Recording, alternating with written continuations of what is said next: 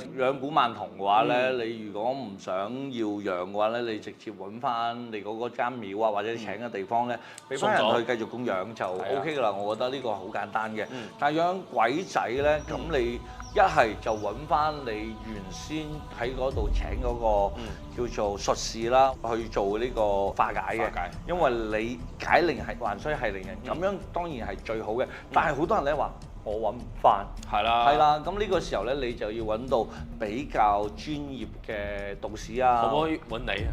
嗱，我要睇過先㗎嚇，我唔知你有幾多個嚇，因為我有一次係咁樣樣，我同你分享個例子啊。我有個朋友咧，聖牌咧，同埋啲鬼仔咧，佢都請咁啊，當然啦，佢度供嘅。跟住咧有一次咧，就大概俾咗我50-60個牌啦。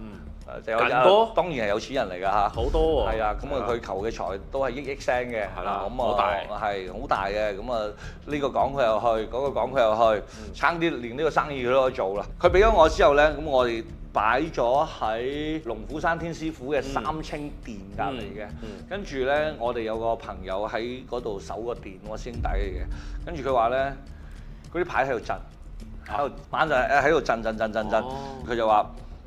應該嗰班小朋友咧掛住佢，諗住揾佢翻去玩。你問一問佢屋企係咪仲有牌未攞翻嚟嘅？跟住咧就佢翻屋企一摷，仲有7個。話俾你知係乜嘢咧？